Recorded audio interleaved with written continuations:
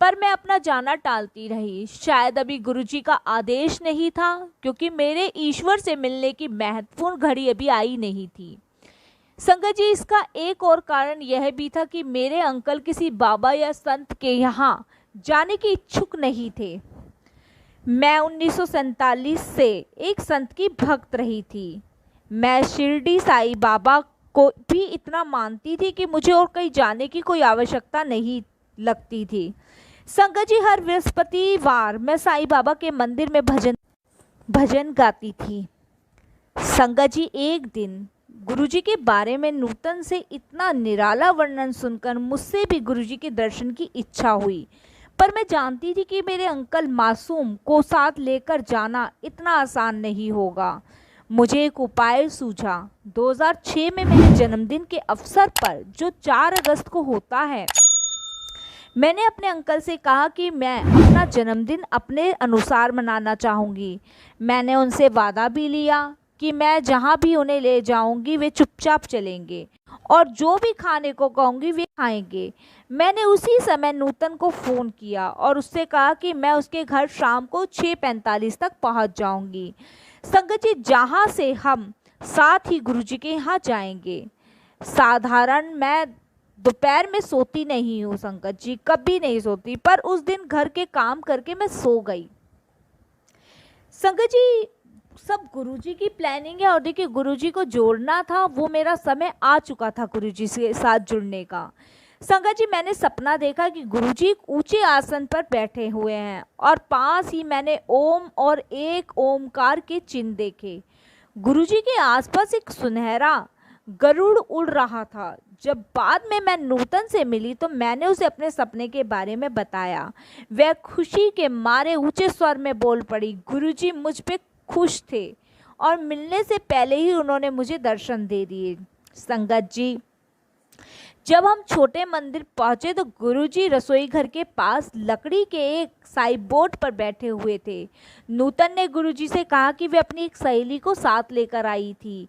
गुरुजी ने अपने सरलता भरे अंदाज में पंजाबी में पूछा, पक्की की कच्ची? नूतन ने जवाब दिया कि मैं उसकी पक्की सहेली थी। संगत जी, गुरुजी ने हमारे काम के बारे में पूछा की कर देने। हमने जवाब दिया कि हम पेशेवर गायक थे। गुरुजी ने मुझसे फिर पूछा कि हो जिया गांदे हो। हमने हंसते हुए जवाब दिया कि जब वह हमारा गाना सुनने के लिए मान जाएंगे तो उनको पता चल जाएगा। संगत जी, जल्द ही हमें चाय प्रसाद मिला। मुझे ऐसा लगा जैसे मुझे अमृत मिल गया हो। मेरा गला खराब था, पर जैसे ही मैंने चाय प्रसाद ग्रहण किया मेरा दर्द चला गया। फिर गुरुजी अपने कमरे में गए और कुछ देर बाद एक सुंदर चोले में बाहर आए। संगत, हॉल में शब्द चल रहे थे और भक्त आते जा रहे थे। जन्मदिन मनाने के लिए चुनी गई यह जगह मेरे अंकल और बच्चों को अजीब लग रही थी और उनको और अधिक अजीब लगा जब लंगर परोसा गया, जो 4 लोगों को साथ में खाना था। संगत जी, छोटे बेटे ने तो कुछ नहीं खाया, उसने खाने से मना कर दिया, लेकिन हमने लंगर किया और गुरुजी से जाने की आज्ञा मांगी। गुरुजी बोले, ऐश करो आंटी। संगत जी, उन्होंने मेरे अंकल को सोने का ओम लाने को कहा और यह भी बताया कि उसका वजन कितना हो। संगत जी, हम नादान हैं, बेवकूफ़ हैं, हम जाने अनजाने में बहुत सारी चीज़ें गलत सोच जाते हैं। संगत जी, नादानी में हमने ये सोच लिया कि गुरुजी सबको सोना लाने को कहते होंगे और बहुत सारे पैसे बना लेते होंगे। मुझे माफ़ करना गुरुजी महाराज, वो मेरे गलत भाव थे उस समय के। संगत जी, हमारे मन में ऐसा विचार इसलिए आया क्योंकि इससे पहले हम जितने भी बाबा और संत के पास गए थे उनका बस एक ही उद्देश्य था, पैसा बनाना। मैंने नूतन से इसके बारे में बात की और बोली कि गुरुजी ने जैसा कहा था हमें वैसा ही करना चाहिए। बृहस्पतिवार को जब हमने गुरुजी को सोने का ओम दिया तो गुरुजी ने मेरे अंकल की जन्म तिथि पूछी और फिर उन्होंने मेरे पति को वह ओम गले में पहनने को कहा। संगत जी, अपनी मूर्खता में मैंने गुरुजी से यह पूछने की हिम्मत कर ली कि क्या मुझे कुछ नहीं मिलेगा। गुरुजी बोले, ओ कमली, एक को ही कनेक्शन हो हैगा। संगत जी, यह मेरी समझ के बाहर था। मैं इतनी कितनी श्रद्धा के साथ आई थी और मुझे कुछ नहीं मिला। और वहीं मेरे अंकल जिन्हें बिल्कुल श्रद्धा नहीं थी, उन्हें ओम का आशीर्वाद प्राप्त हुआ। फिर गुरुजी ने मेरे अंकल से पूछा कि वे किस जगह से थे। मेरे अंकल बोले कि वो जम्मू से थे। संगत जी, गुरुजी ने मेरी ओर मुड़कर पूछा कि क्या मैं सरदारनी थी। संगत जी, और अंबाला और चंडीगढ़ से थी। मैंने मन में सोचा कि गुरुजी ये कैसे जानते हैं, जबकि नूतन को इस बात का बिल्कुल भी पता नहीं है। संगत जी, फिर हमने गाया और गुरुजी ने हमें आशीर्वाद दिया। समय बीतता गया और हम छोटे मंदिर शनिवार या रविवार को जाने लगे। एक दिन गुरुजी मेरे अंकल को बोले, बाजा ले आ, आज तेरा गाना सुनिए। संगत जी, बाँध ले आना आज इतना आसान नहीं था। मेरे अंकल बोले कि बाँध घर पर थे और हम गुड़गावा में रहते थे। इस पर गुरुजी बोले, गुड़गावा केड़ा पाकिस्तान में है, चुक के ले आ बाजा ते आंटी नू इत्थे छड़ दे। अपनी पत्नी को यहाँ छोड़ और घर जाकर अपना बाजा लेकर आना संगत जी अंकल के लिए बहुत मुश्किल था। मेरे अंकल घर के लिए तो निकले, पर संगत जी मुझे इतने गुस्से से देखने लगे कि मैं डर गई कि रात को तो ज़रूर घर पर कलेश होगी। संगत जी, मेरे अंकल संगीत बांध लेकर इतनी जल्दी आ गए कि मुझे पूरा यकीन था कि उन्होंने गाड़ी तीव्र गति से चलाई होगी। हमने लंगर किया और जब कुछ ही संगत रह गई थी तो गुरुजी ने हमें गाना गाने को कहा। मैंने एक शब्द गाया और गुरुजी प्रसन्न बहुत खुश लग रहे थे। उन्होंने मेरे अंकल को गजल गाने को कहा और उन्होंने गाई। संगत जी, फिर गुरुजी ने मेरी ओर देखा और मैंने एक और भजन गाया। फिर गुरुजी ने मुझसे बोला, लता मंगेशकर का पुराना गाना सुनना चाहता हूँ। संगत जी, मैं उनके लिए तैयार नहीं थी और सोच में पड़ गई कि अब क्या गाऊं। संगत जी, तभी निगाह एक गाने पर पड़ी जो अपने साथ सूची लेकर मैं आई थी। तुम ही मेरे मंदिर, तुम ही मेरी पूजा, तुम ही देवता।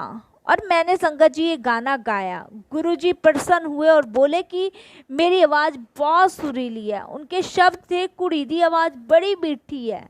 संगत जी, हमने गजलें गाई, युगल गीत गाए और अन्य गाने भी गाए। ऐसा कई महीनों तक चलता रहा। हमें समझ नहीं आया कि क्यों हमेशा गुरुजी हमें बैठाते और अपनी उपस्थिति में गवाते। संगत जी, वास्तव में वह हमें आशीर्वाद प्रदान कर रहे थे। वह हमेशा हमें कहते, अंकल अपना बाजा लेके आ, हिट गाने और एल्बम नहीं बनानी।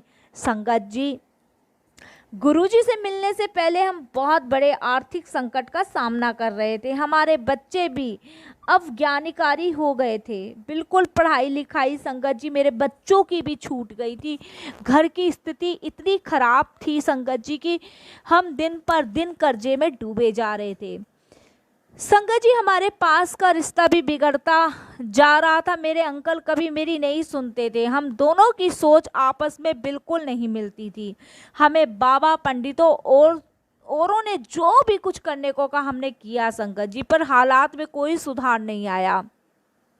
हमारे रिश्तेदारों ने हमसे मुंह मोड़ लिया। हम हमेशा तनाव में रहते और उधार देने वाले हमेशा हमसे पैसे वापस मांगते। संगत जी, इतना कर्जा, इतनी परेशानियों से हम जूझ रहे थे। संगत जी, मेरा जीवन से मन उठ गया था और इस तनाव भरे जीवन में से मैं छुटकारा पाना चाहती थी। एक दिन हर ओर से निराश होने के बाद मैं छोटे मंदिर के एक कोने में बैठी रो रही थी। मुझे ऐसा लग रहा था जैसे कि मेरी सारी प्रार्थनाएं व्यर्थ थी। पहले मैं कृष्ण भगवान को पूजती थी, फिर साईं बाबा को, और फिर मैं यहाँ गुरुजी के चरणों में आकर बैठी थी। मैं ये सब क्यों और किसके लिए कर रही थी? मुझे यहाँ से क्या मिलेगा? हाँ, यह सच था कि थोड़े समय के लिए मुझे मन की शांति मिलती थी, परंतु जैसे ही मैं मंदिर के बाहर आती, आर्थिक परेशानियों की चिंता मुझे घेर लेती। संगत जी, मैं यह सोच ही रही थी कि या तो भगवान को पूजा, मेरी जो पूजा है वो व्यर्थ थी, या मेरी सारी प्रार्थनाएं व्यर्थ थी, या मैं किसी एक स्थान पर टिक नहीं पा रही। बस संगत जी, ऐसे ही एक बिन पैंदे के लोटे के समान कभी इधर कभी उधर लुढ़कती जा रही हूँ।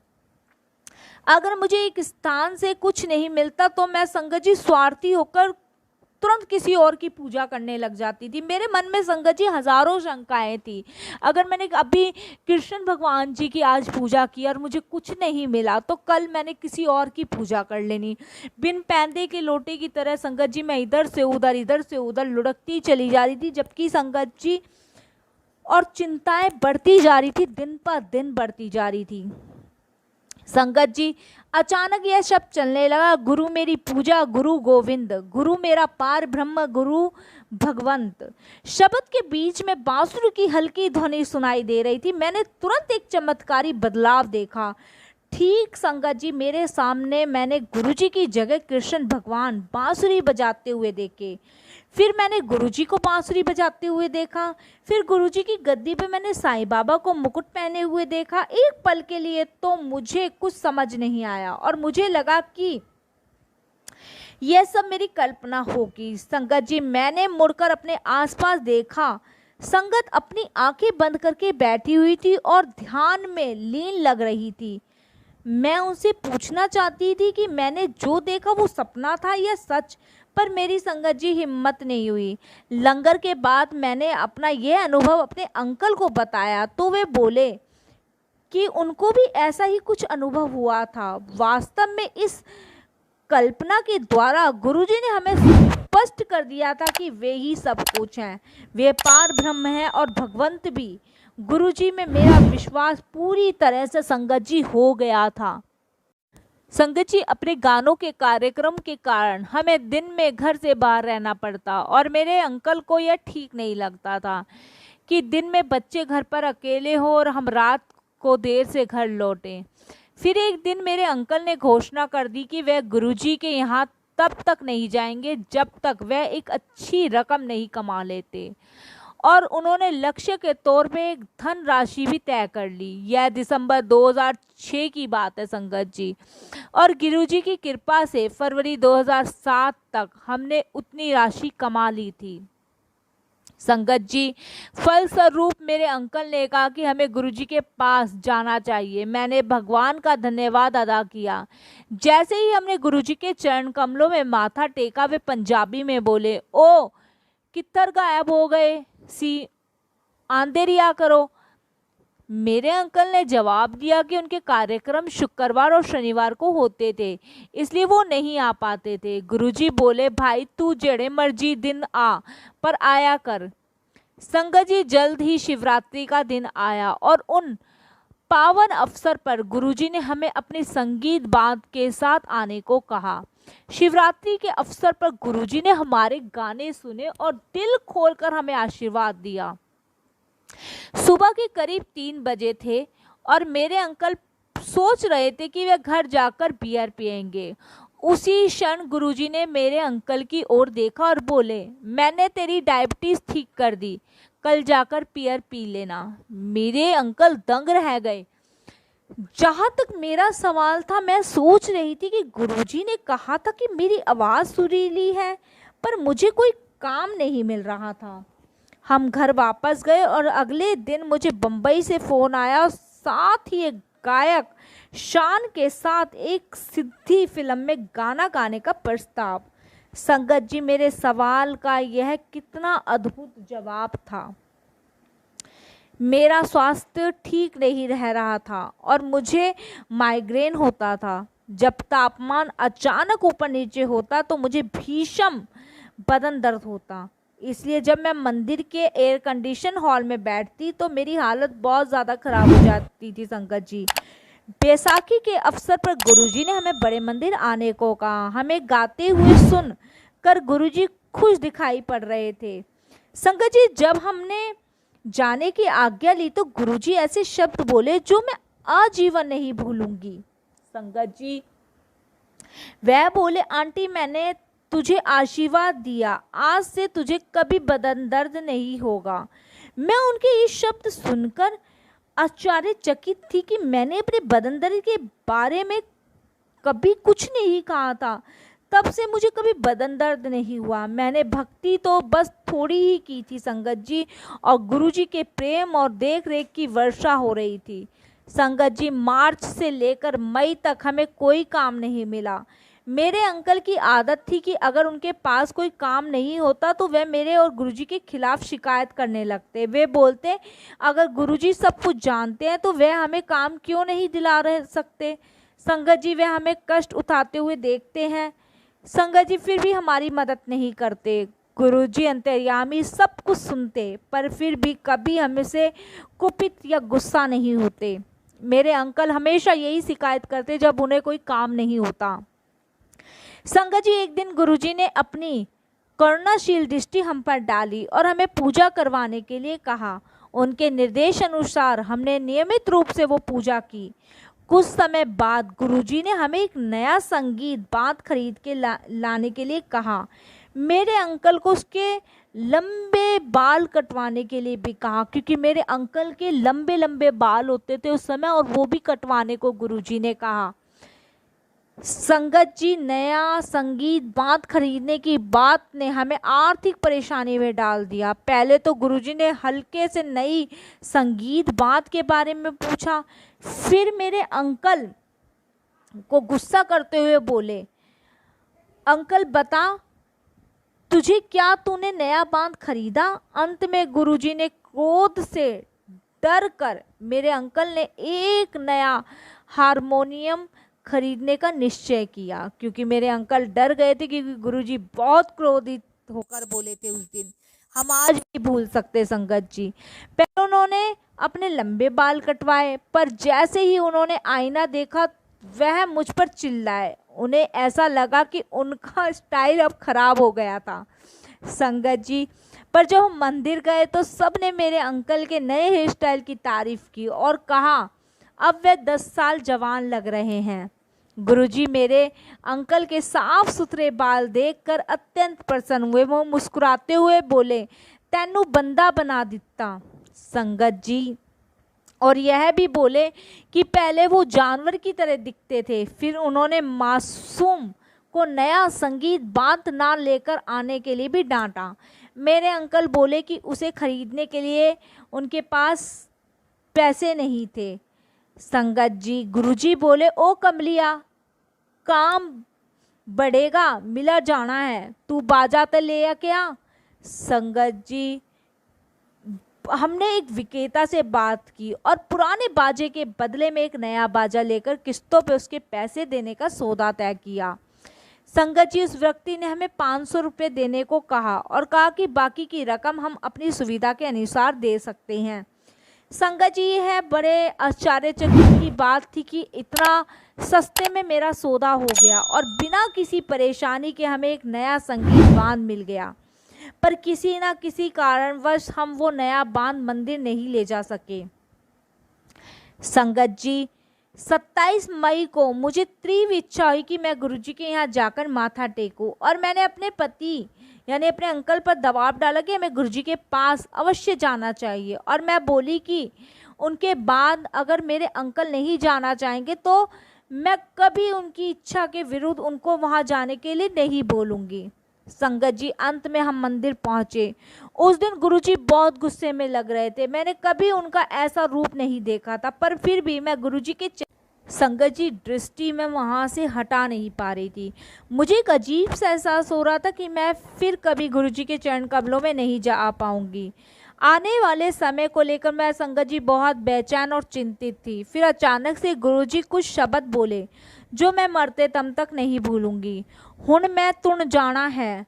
संगत जी, मैंने उनके शब्द को समझा नहीं और मुझे लगा कि वो पंजाब जाने के बारे में बात कर रहे हैं संगत जी। और मुझे लगा कि अब उनके दर्शन के लिए जा पाना मेरे लिए संभव नहीं हो पाएगा, क्योंकि अंकल जी, मेरे अंकल बड़े मंदिर और छोटे मंदिर तो जा नहीं पाते, वो मुझे पंजाब क्या लेके जाएंगे।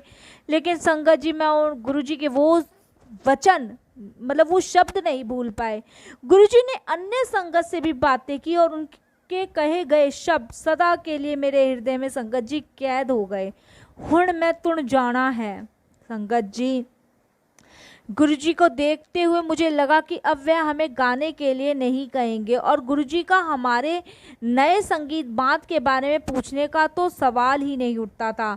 परंतु उसी क्षण गुरुजी ने मेरे अंकल से पूछा कि क्या वो नया बाजा लेकर आए हैं, और मेरे अंकल ने हामी भरी।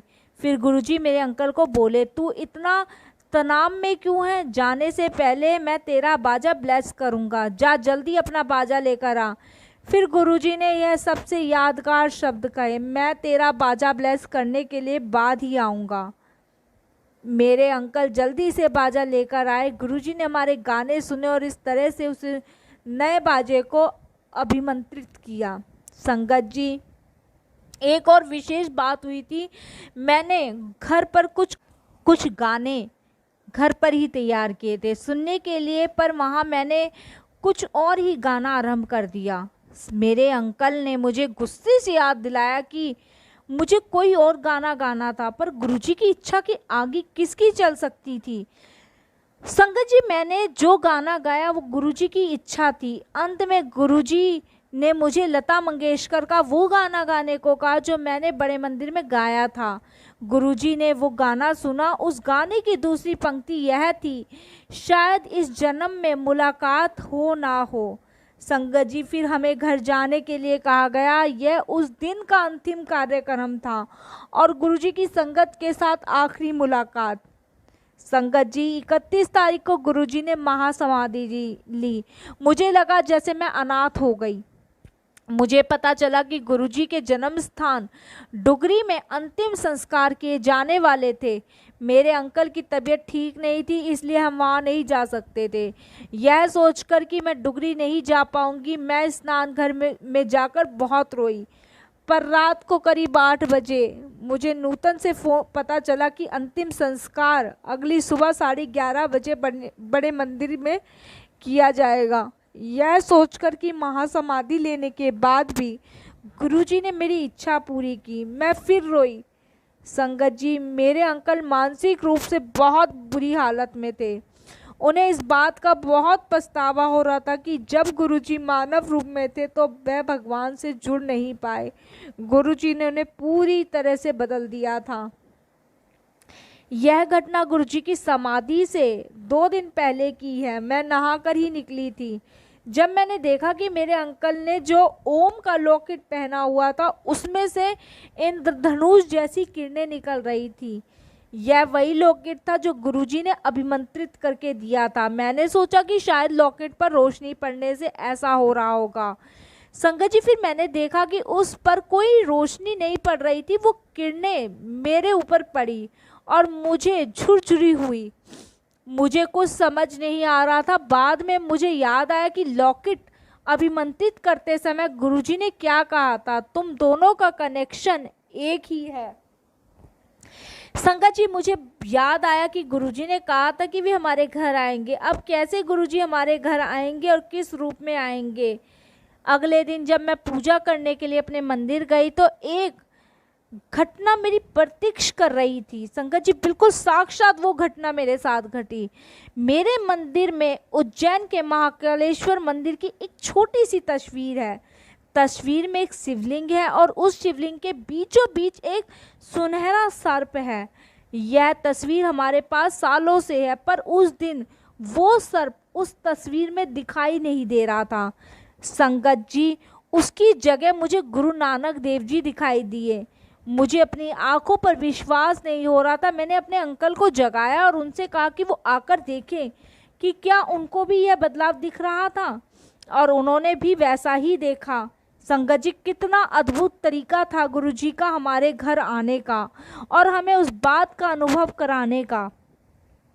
संगत जी, महासमाधि के बाद 40 दिन तक बड़े मंदिर में सुखमनी साहिब का पाठ चला। हम वहाँ प्रतिदिन जाते। एक दिन मैं स्नान घर में फिसलकर गिर गई और हमारा बड़े मंदिर जाना कठिन लग रहा था।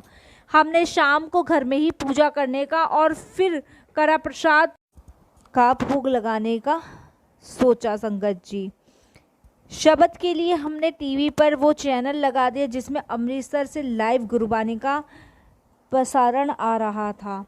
गुरुजी की तस्वीर के आगे बैठकर मैं इतना ध्यान मगन हो गई कि मुझे समय का पता ही नहीं चला।